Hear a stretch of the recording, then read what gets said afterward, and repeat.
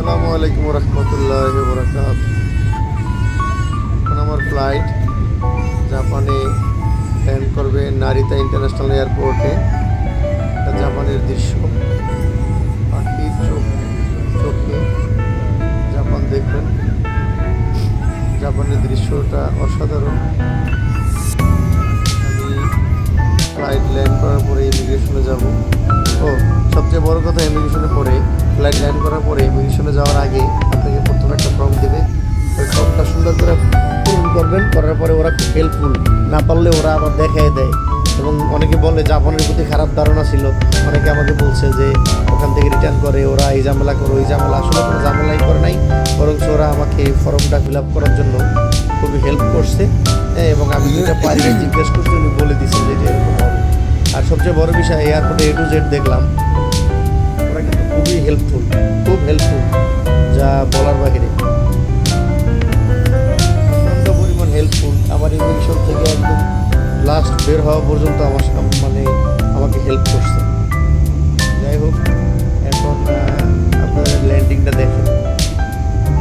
ল্যান্ডিংটা আপনাদেরকে দেখাই এবং জাপান এয়ারপোর্টটা আপনাদেরকে দেখাই, ঘুরে ঘুরে আপনারা দেখেন। আমি তো চাই সবসময় আপনাদেরকে ঘুরে ঘুরে তারপর দেখানোর জন্য। নেমে গেল, এই টাকা খুলে গেছে, এই যে নেমে যাচ্ছে এই এয়ারপোর্ট।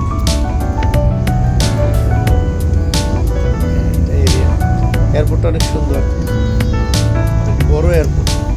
এই এয়ারপোর্ট তো বড়।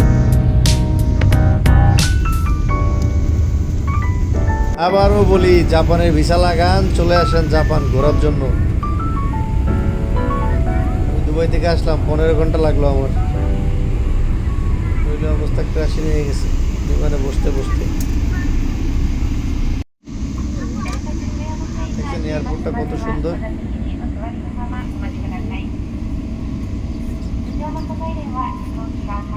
সবাই মা বাবার খেদমত করুন, 5 ওয়াক্ত নামাজ পড়ুন, মহান রব্বুল আলামিনের কাছে চান, যা চাবেন ইনশাআল্লাহ।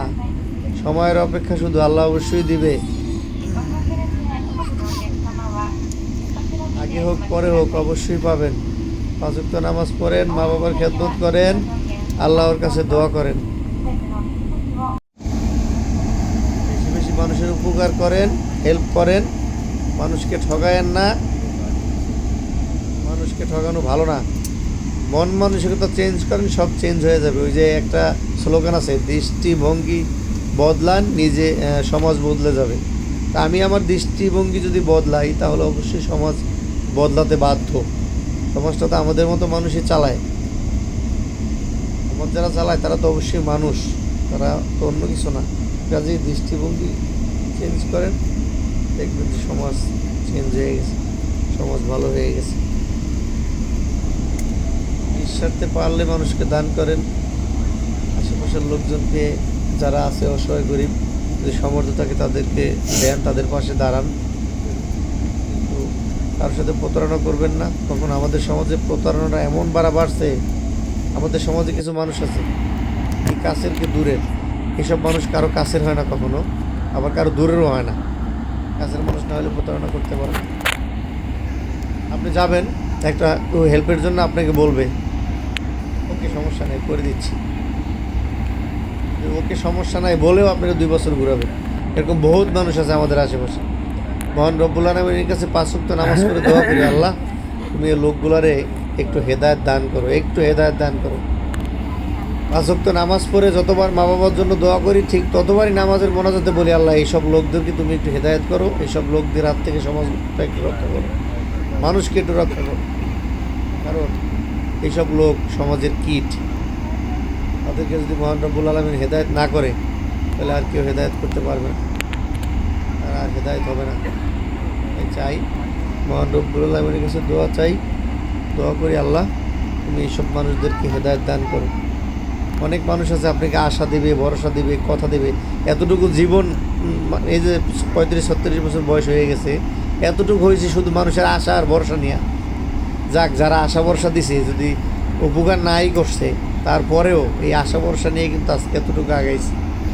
অনেক অনেক বড় বড় আশা দিছে। একজনে করছে এই পাসপোর্ট কর, এই অমুক জায়গা পাঠাই দেবো, এইটা করে দেবো। একটা ইনভাইটেশন লেটারের জন্য আমি অনেক কাছের লোকের কাছে অনেক দিন ধরে ঘুরছি। দিবে না বলে না, দিবে। 3 বছর ধরে খালি দিতেই আছে আমার এক লোক ইনভাইটেশন।